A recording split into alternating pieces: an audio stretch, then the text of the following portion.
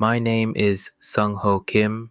I'm 27 years old, and what I'm about to tell you today transformed not only my life, but my entire understanding of who God is and the extent of His power. 5 years ago, in the most secretive and dangerous place for a Christian on the entire planet, 6 security officers pinned me against a wall, found a Bible in my backpack, and told me I had exactly 24 hours to say goodbye to this world. They beat me for endless hours, deprived me of food and water, and when they had already decided to execute me at dawn, when the firing squad commander gave the order to fire and the bullets were supposed to pass through my body, what happened at that instant defies all human explanation. What those 6 North Korean soldiers witnessed that dawn is something no earthly logic can justify.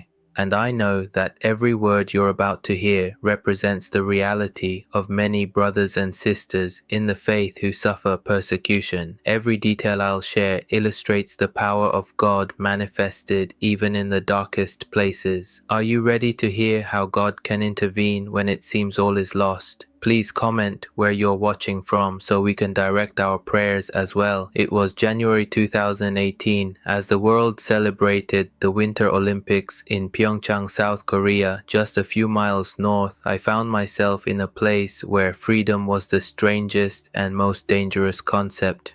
Pyongyang, the capital of North Korea, where the regime maintains absolute control over every aspect of its citizens' lives and where possessing religious material is considered a crime against the state punishable by death. I had lived there my entire life, growing up under the regime's constant surveillance, learning as a child to worship leaders as if they were gods.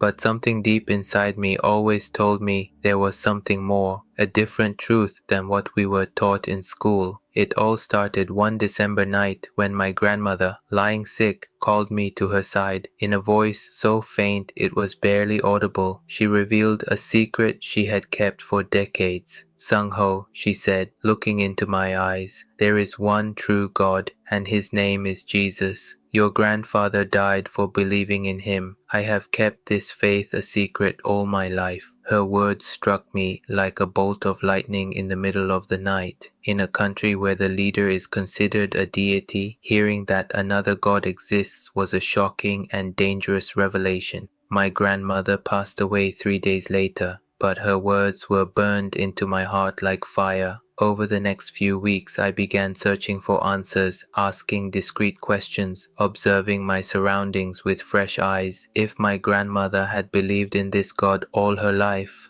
there must be others like her, hiding in the shadows of our country. I was born in 1996 in a small apartment on the outskirts of Pyongyang.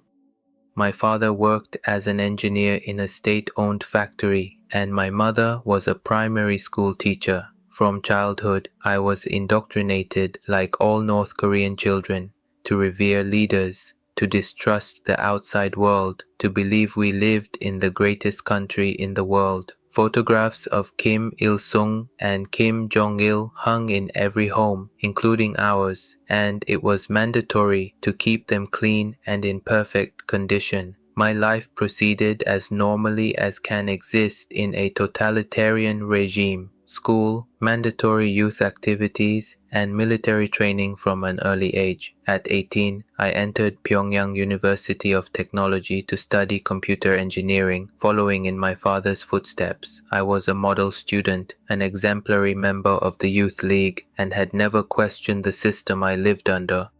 But everything changed with my grandmother's words. That family secret revealed a story I had never heard. My grandfather, whom I had always been told had died in a work-related accident, had actually been sent to a re-education camp for possessing Christian literature. He never returned. The seed of curiosity was planted in my heart. With extreme caution, I began searching for information. In a country where the internet is restricted to a government-controlled intranet, where communications are monitored, and where neighbors are required to report suspicious activity, searching for information about religion was extremely dangerous. It was during my third year of college that I met Min Jun, a fellow student who noticed my interest when I discreetly mentioned the topic of religion during a conversation. Days later, Min Jun invited me for a walk near the Taidong River. As we walked, making sure no one could overhear, he whispered to me, "My family also believes in Jesus." We met in secret. Min Jun warned me about the dangers. If they discover you, you'll lose everything. They'll send you to a labor camp, or worse, your family will suffer the consequences. Are you sure you want to know more? I remember looking at the river, thinking of my grandmother, of my grandfather, who had lost his life for this faith, and I felt as if an inner voice was telling me, "This is the way."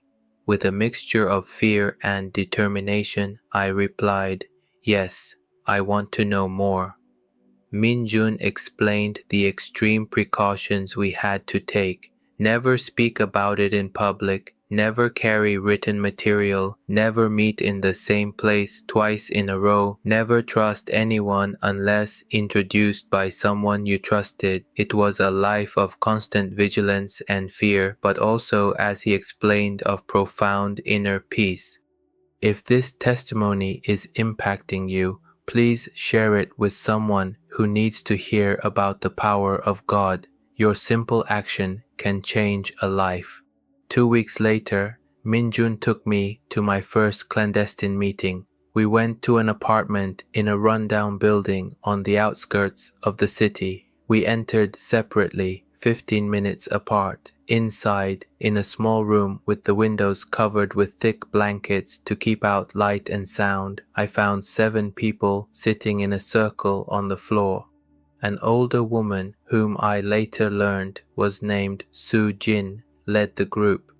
She was about 60 years old, and her eyes reflected a mixture of pain and inexplicable peace. I later learned that she had spent 12 years in a labor camp for her faith, but she never renounced it. "Welcome, brother," she told me in a low voice. "Here we are safe to talk about God's love."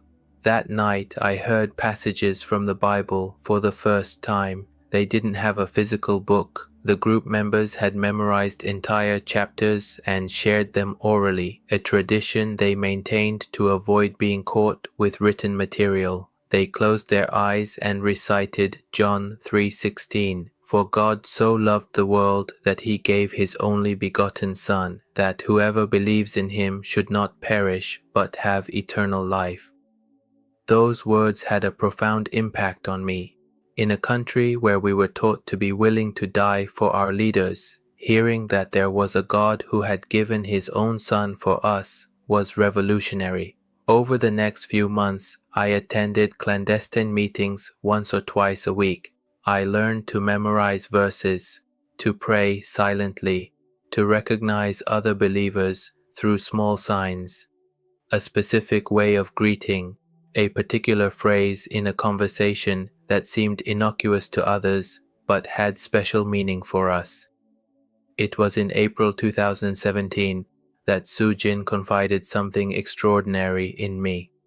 After a meeting, he asked me to stay for a moment. When everyone had left, he pulled a package wrapped in plastic and cloth from a gap in the wall behind a piece of furniture. "Sung Ho," he told me, his eyes shining, "you've shown your commitment and your faith. I think you're ready for this." He unwrapped the package and showed me what it contained, a small Korean New Testament, barely 10 centimeters tall, with black covers and extremely thin Bible paper. It was the most dangerous and precious object I had ever seen. This came across the Chinese border, he explained. There are brothers there who risked their lives to bring us the word of God. We only have 3 copies in our entire group. We share it, keep it in different places each week, and never carry it with us on the street. With trembling hands, I picked up the small book. It was the first time I had ever seen a real physical Bible. They explained the rotation system to me. Each member of the group could have it for exactly 3 days, had to read it alone in absolute privacy, and then pass it on to the next member in a pre-established order. If you were caught doing this, Sujin warned me earnestly, it would mean labor camp or execution. Do you understand the risk? I fully understood the danger, but I also felt an overwhelming need to read for myself these words that had given so much strength to my grandmother, my grandfather, and now to my new brothers and sisters in the faith.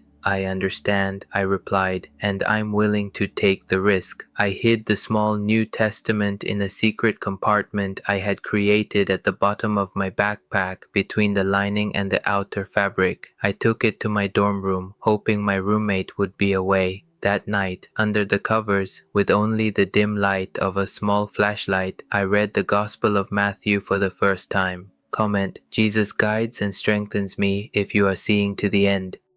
Your comment gives us strength to continue sharing these testimonies. Over the following months, whenever I had the New Testament, I would spend hours reading, memorizing, absorbing every word like water in the desert. I learned to hide my emotions in public, to maintain the facade of loyalty to the regime expected of me, while a faith grew inside me that changed my entire perspective. In my group, I learned the stories of other believers. Jong-ho, a 45-year-old man who had lost his wife when they were betrayed and sent to a labor camp. Mi-cha, a 19-year-old woman whose father had been executed for distributing Christian literature. Sung-min, an elderly man who had been a secret Christian for over 30 years and had survived 3 arrests because no physical evidence was ever found against him. Each of them taught me something valuable. Jong-ho taught me about forgiveness, Mi-cha about unwavering hope, and Sung-min about prudence and perseverance. They all shared an inner peace that contrasted dramatically with the constant fear in which we lived. In September 2017, something happened that further strengthened my faith. My father became seriously ill with pneumonia. The doctors at the state hospital gave him only a few days to live due to a lack of adequate antibiotics. That night, desperate, I knelt in my room and prayed like never before. God, if you are real, if you have power, please save my father. He doesn't know you yet. He needs time to get to know you. The next day, a doctor from another province arrived unexpectedly at the hospital for a consultation, bringing with him antibiotics that were not normally available. My father received the treatment and, against all odds, began to recover quickly. For me, it was a clear answer to my prayer, a confirmation that God heard me even in the most closed country in the world.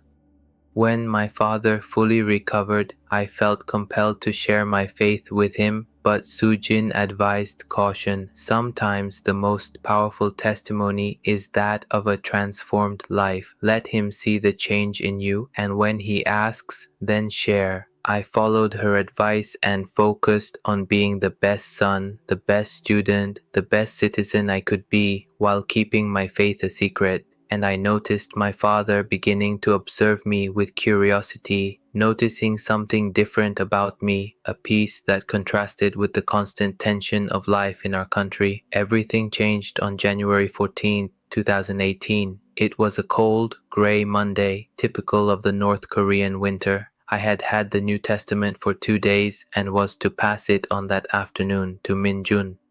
I carried it in my backpack, in its secret compartment, while I attended my classes at the university. That day, there was a surprise inspection at the campus entrance. Normally, inspections were routine, a mere formality. But that day, there were state security officers, not just the usual guards. They were searching backpacks, bags, and personal belongings with unusual thoroughness. My heart began to race. I considered turning around, but that would have raised immediate suspicion. I took a deep breath, mentally recited the 23rd Psalm I had memorized, and approached the inspection line. When my turn came, an officer took my backpack. Kim Sung-ho, a fourth-year computer engineering student, announced another officer, reading my ID. The security officer opened my backpack and began searching its contents: textbooks, notebooks, a pencil case, and pens. Everything seemed normal. I was beginning to feel relief when I noticed the officer pressing the edges and bottom of the backpack, looking for anything unusual. His fingers paused when he felt the slight bulge where the New Testament was hidden. "What is this?" he asked, pressing the area. "It's just a reinforcement for the backpack," I replied, trying to remain calm. "It broke a while ago and I fixed it." The officer looked at me suspiciously. He took a knife from his pocket and, without asking permission, cut the lining of the backpack. The small black New Testament fell to the ground. Time seemed to stand still. The officer picked up the book, looked at it, and his eyes widened with a mixture of surprise and triumph. "Religious material," he said loudly. "We have a traitor to the regime." Within seconds, 3 more officers surrounded me. They held my arms, handcuffed me, and dragged me toward a black SUV parked near the entrance. Everything happened so fast that I barely had time to process what was happening. The last thing I saw before I was shoved into the vehicle was the horrified faces of some of my classmates who witnessed the arrest. The ride was short but terrifying. I was taken to a detention center in the Tongdaewon district, a gray, unmarked building that everyone in Pyongyang knew belonged to the Ministry of State Security. I was shoved into a small, windowless concrete cell with only a bare light bulb in the ceiling and a bucket in the corner serving as a toilet. I spent the first few hours in shock, trying to comprehend what had happened and what lay ahead. I knew that possessing religious material was one of the most serious crimes in North Korea, classified as treason against the state and its leaders. I had heard stories of people sent to labor camps or executed for less than that. After what seemed like several hours, the metal door opened. 2 officers led me to an interrogation room. There, a middle-aged man in military uniform was waiting for me, sitting behind a metal desk. His face was stone-like, expressionless. Kim Sung-ho said, reading from a file in front of him. "A computer engineering student, a family with no negative political background, an exemplary member of the Youth League." He looked up and stared directly at me. "And now, a traitor to his country." He placed the New Testament on the table. "Do you know the punishment for possessing foreign religious material?" I remained silent, my gaze lowered. "Answer me," he shouted, banging his fist on the table. "Yes, sir," I finally replied. "How long have you had this? Who gave it to you? Who else is involved?" Here I faced the most difficult decision of my life. Revealing the names of my fellow believers would mean their certain arrest, torture, labor camps, or execution, but refusing to speak guaranteed my own suffering. I remembered Jesus' words, "Whoever wants to save their life will lose it, but whoever loses their life for me will find it." At that moment, I felt an inexplicable peace. "I found it," I said. "It was hidden in an old book I bought at the second-hand market. No one else is involved." The interrogator laughed in disbelief. "Do you expect me to believe that? These books don't just appear. They're brought in by traitors and spies. I'll give you one last chance. Who gave it to you?" "No one, sir. I found it myself." What followed was a session of beatings and intimidation. I was slapped, punched in the stomach, and thrown to the ground. All the while, they yelled at me to confess, to name names, to reveal the network of believers. "If there is anything in your life you need to surrender to God, something that ties you to the past, Don't wait any longer. Surrender everything to Jesus and make the decision today. God is waiting to transform your life. The interrogations continued for 3 days. They deprived me of food, gave me little water, and didn't allow me to sleep. They changed interrogators. Some threatened, others feigned sympathy and offered me mercy if I cooperated. They used psychological techniques such as making me believe they had arrested Min Jun and that he had already confessed everything. Despite the physical pain and exhaustion, I found an inner strength I didn't know I had. Whenever I felt close to breaking down, I recalled the verses I had memorized. Blessed are those who are persecuted for righteousness' sake, for theirs is the kingdom of heaven. On the 4th day, I was taken before a higher-ranking official. He was a man in his 50s, his uniform covered in medals. He sat across from me and looked at me coldly. Kim Sung-ho, you have been found guilty of treason against the state and our beloved leaders for possession of foreign and subversive religious material. The sentence is execution by firing squad, which will take place tomorrow at dawn. There was no trial, no defense, no due process, just a sentence handed down in a cold room by a man who had the power to decide my life. "Do you have something to say?" he asked. I looked up and, in a voice that surprised me with its firmness, I replied, "Only that I don't regret having met Jesus." The officer looked at me with a mixture of contempt and curiosity. "Tomorrow we'll see if your Jesus comes to save you when you stand before the firing squad." They returned me to the cell to spend my last night on this earth. I felt strangely calm. I thought of my family, of how they would suffer at my execution, of how they would be branded as the family of a traitor. I thought of my fellow believers, hoping that my arrest hadn't put them in danger. And I thought of God, wondering what it would be like to meet Him face to face. That night, in the solitude of my cell, I prayed like I had never prayed before. I didn't ask for a miracle or deliverance. I only asked for strength to face what was coming with dignity and faith. "Lord," I prayed, "if this is your will, I accept it.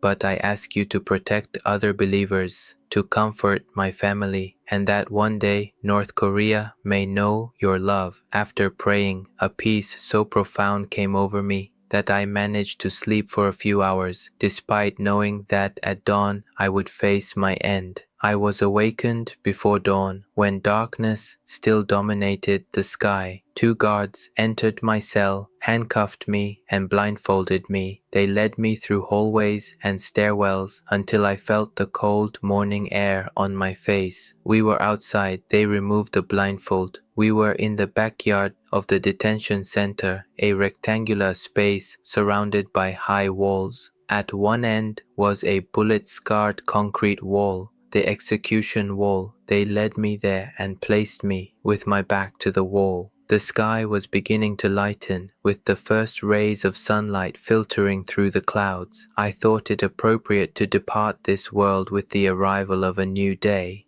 About 10 meters in front of me, 6 soldiers lined up with their rifles.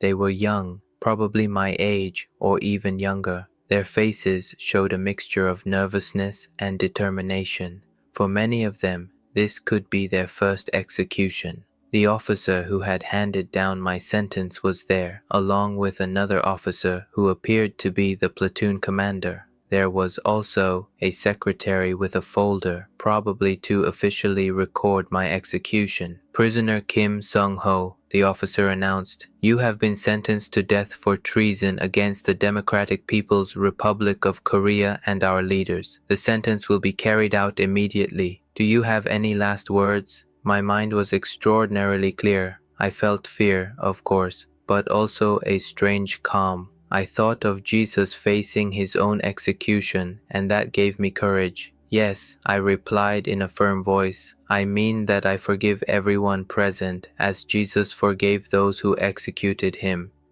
And I pray that one day they will know the love of God as I have known it." The officer frowned, clearly annoyed by my words. He turned to the platoon commander and nodded. The commander took a step forward. "Platoon, prepare weapons." The 6 soldiers loaded their rifles with synchronized movements. The metallic sound of the weapons preparing to fire echoed in the quiet courtyard. Aim. 6 barrels were aimed at my chest. I closed my eyes and began to mentally recite the Lord's Prayer, hoping they would be my last words on this earth. Fire! I heard the sound of 6 triggers being pulled simultaneously, but then nothing. No explosion, no impact, no pain, only silence. I opened my eyes, confused. The soldiers stared at their rifles with puzzled expressions. They pulled the triggers again. Nothing. The weapons didn't fire. The platoon commander, visibly shaken, approached one of the soldiers, snatched the rifle, checked the mechanism, and pointed it at me. He pulled the trigger. The weapon still didn't fire. What happened next was extraordinary. The commander, furious, ordered the soldiers to change rifles. They brought 6 different weapons. They checked each one, reloaded them, and took up positions. Aim, fire. Again, all 6 weapons failed simultaneously. It wasn't possible. The odds of 12 perfectly good military rifles all failing at the same time were astronomically low. Impossible. A murmur of unease ran through the courtyard. I saw fear in the soldiers' eyes, not the fear of failing in their duty, but a deeper, almost superstitious fear. In a culture where unexplained events are often interpreted as signs or omens, what was happening was incomprehensible. The senior officer, now visibly nervous, ordered a recess. The soldiers withdrew, leaving me still against the wall, guarded by 2 guards who stared at me as if I was something supernatural. After about 20 minutes, the officer returned, accompanied by an older man in a different uniform who seemed to have greater authority. They spoke in low voices, glancing at me occasionally. The older man seemed skeptical at first, but something in the officer's explanation made him change his expression. Finally, they approached me. The older man studied me intensely. Kim Sung-ho, he said in a deep voice, "It seems today is not your day to die." I didn't understand what was happening. Was this a cruel form of psychological torture? Would they give me hope only to take it away later? "Your sentence has been reconsidered," he continued. "Instead of execution, you will be sent to Camp 15 for re-education through labor. Perhaps there you will understand the error of your foreign beliefs." Camp 15, known as Yodok, was one of the harshest labor camps in North Korea. Many didn't survive more than a few years there due to the extreme conditions, malnutrition, and grueling labor, but it was a chance to stay alive. Later, as I was being led back to the cell to prepare for transfer to the camp, I heard 2 guards talking in low voices, unaware that I could hear them. "It's bad luck," one said. "Commander Kim says he's never seen anything like it. 12 rifles, all misfiring at the same time. I've heard the general is furious," the guard continued. "But he's also scared. He says it's a bad sign, that it could bring disgrace to the detention center." "My grandmother used to talk about things like that," the other replied, his voice even lower. "He said that when the heavens protect someone, it's best not to challenge that protection." At that moment, I understood what had happened. It wasn't just a technical glitch. It wasn't a coincidence. It was a divine intervention so clear that even those who served the regime could perceive it, even if they didn't fully understand it. That night, in my cell, I fell to my knees. Tears streamed down my face as I thanked God for what He had done. "Lord," I whispered, "you have shown your power even here in the darkest place. You have silenced the guns as you silenced the lions for Daniel. I thank you, and I promise that if you give me the chance, I will tell the world what you have done." The next day, I was transferred to Camp 15. The journey lasted several hours in a military truck, handcuffed and blindfolded. When we arrived and the blindfold was removed, I found myself standing in front of a huge compound surrounded by electrified fences and guard towers. What awaited me were brutal conditions, 16-hour days of work in the mines, minimal food rations, a small portion of rice with corn and the occasional vegetable, extreme temperatures without adequate clothing, and guards who treated us as if we weren't human. But something had changed in me. I was no longer afraid. I had faced death and seen God intervene miraculously. That certainty gave me an inner strength that allowed me to endure what for others was unbearable. In the camp, I met other political prisoners, including some who were there for religious reasons. We recognized each other through small signs, glances, and code words inserted into seemingly innocuous conversations. At night, when the guards weren't on guard, we whispered prayers and Bible verses we had memorized. Work in the mines was exhausting and dangerous. Many prisoners suffered accidents, lung diseases, or simply collapsed from exhaustion.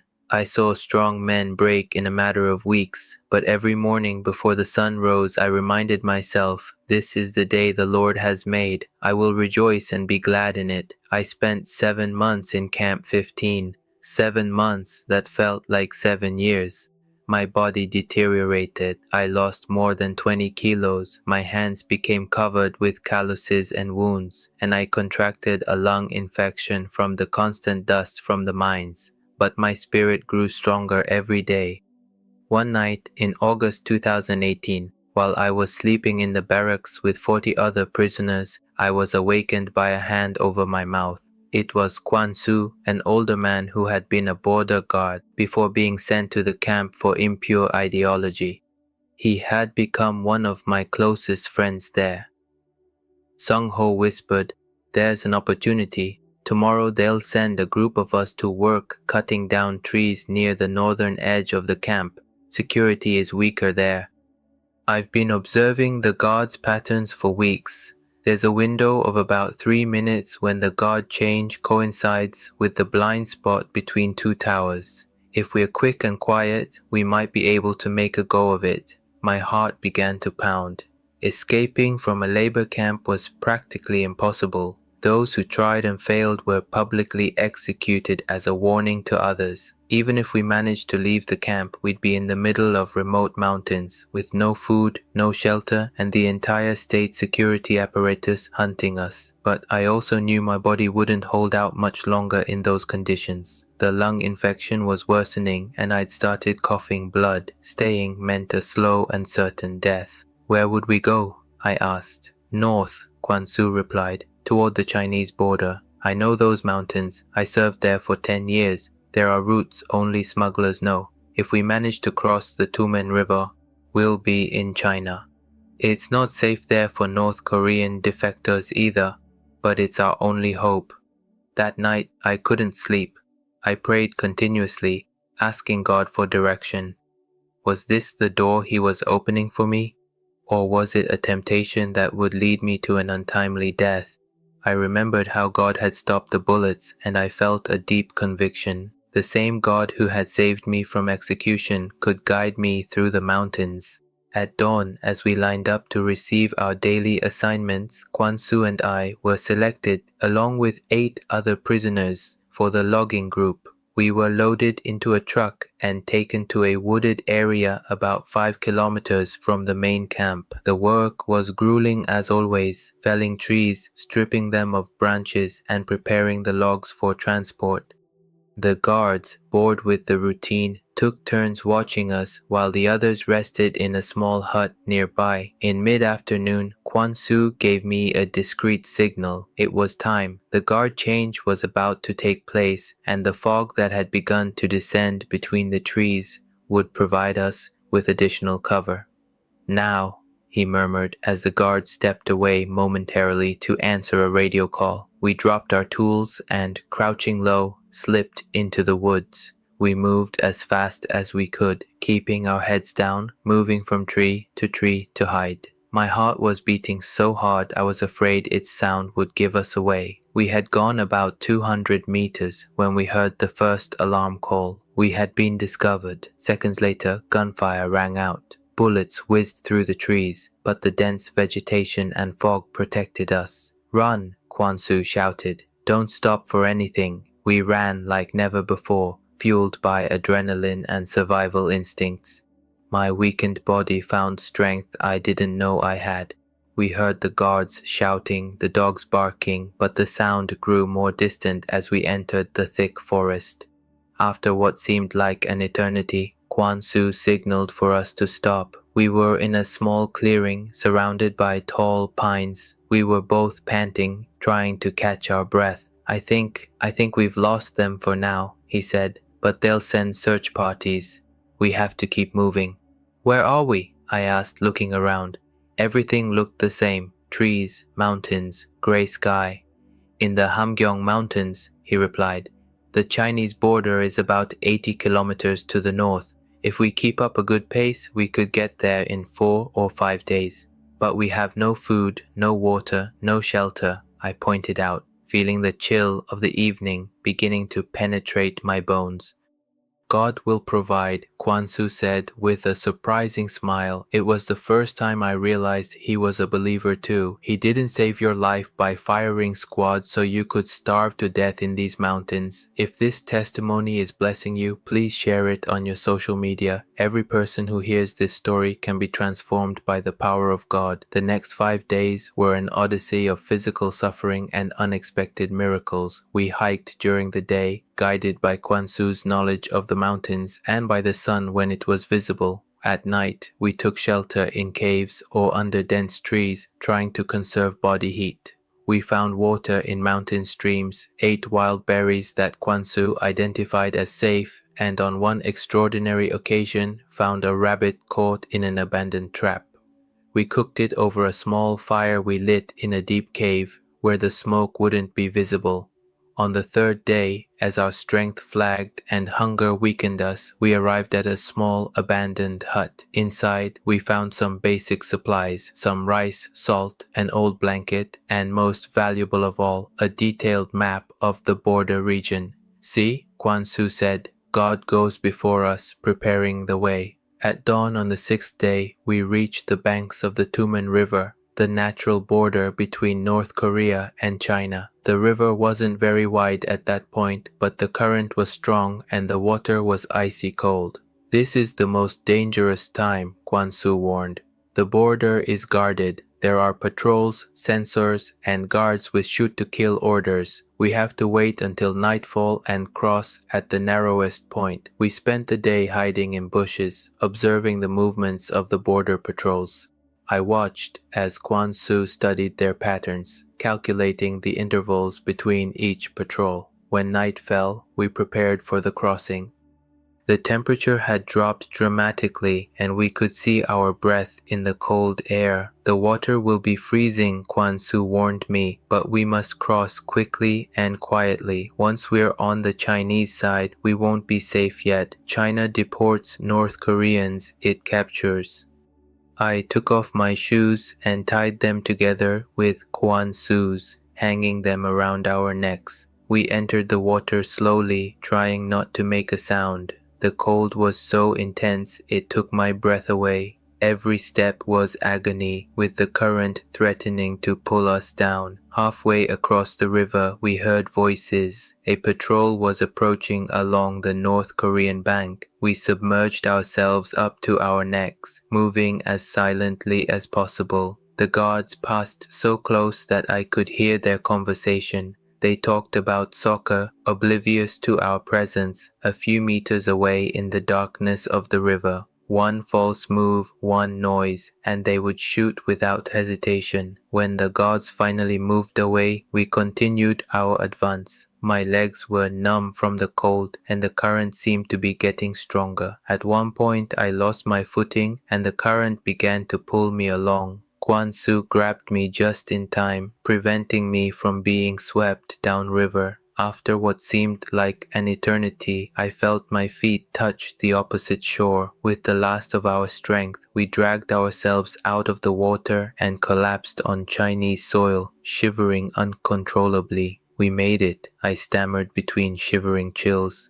Thank you, Lord, Quan Su murmured, but we're not safe yet. We have to move. With superhuman effort, we stood up and began walking inland, away from the border.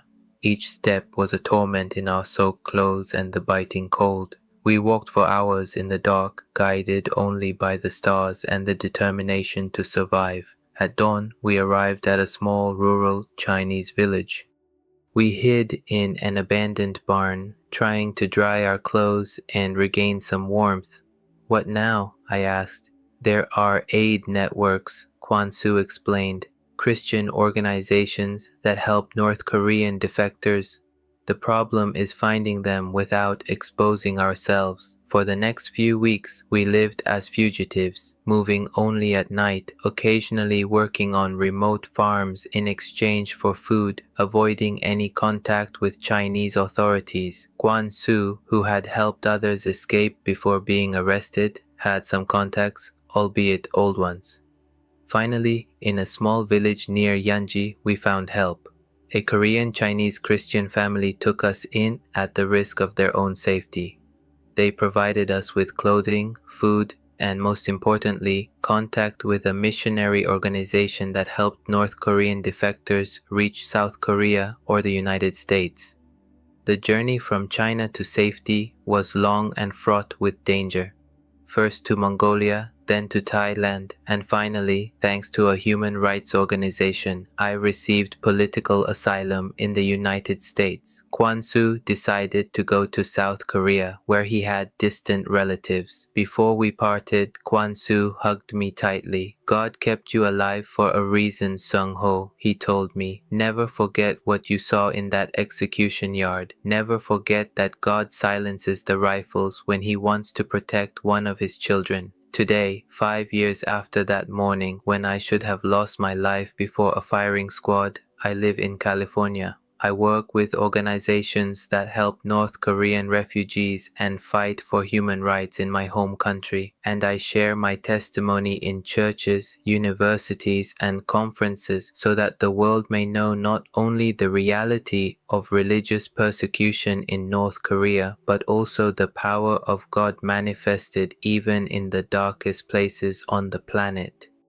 My experience has taught me profound lessons about God and His power, and today I want to share them with you. I've learned that God acts when the situation seems absolutely impossible, not before, not after, but at exactly the right moment. If the rifles had failed during training, they would have been repaired. If they had failed a day earlier, others would have been brought in, but God waited until the exact moment my life was about to be taken to manifest His power in a way so clear that no one could deny it. I also understood that God's interventions never have a single purpose. He not only saved me, but He planted seeds of doubt in the guards and officers who witnessed what happened. How many of them began to question what they had been taught about God? How many unknowingly began their own spiritual journey after seeing the inexplicable with their own eyes? I also discovered that faith is strengthened in adversity. Before my arrest, I was just a new believer with a weak and wavering faith. But after facing death, the labor camp, and flight, that faith became the rock on which my entire life rests. As James 1:2-4 says, we should consider ourselves blessed when we face trials, for they produce perseverance, and perseverance makes us mature and complete, lacking nothing.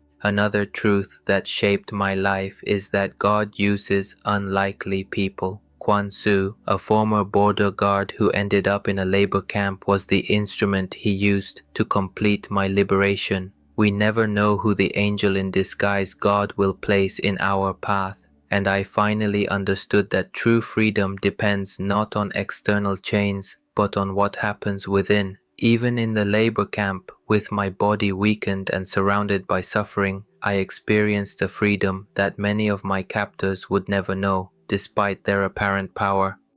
As Jesus said, "You will know the truth, and the truth will set you free." Brothers and sisters listening to me, maybe you don't live in a totalitarian regime like North Korea. Maybe you haven't faced a firing squad, but we all face our own prisons. The prison of addiction, the prison of depression, the prison of fear, the prison of toxic relationships, the prison of illness. And I want to tell you something with all the conviction of my heart. The same God who silenced the rifles in Pyongyang can silence the voices that torment you. The same God who gave me strength to survive a labor camp can give you strength to overcome what you are facing.